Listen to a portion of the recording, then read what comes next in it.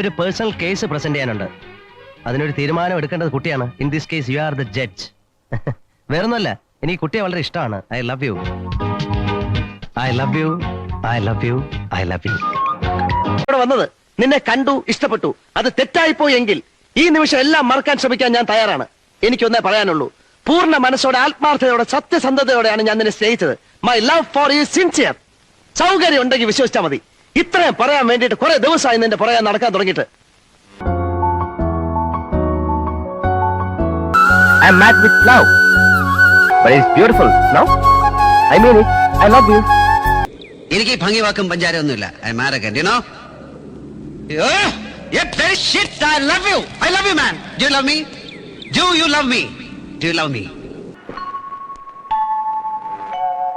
Still I love you. അന്നമ്മോ, എനിക്ക് തന്നെ ഇഷ്ടമാണ്.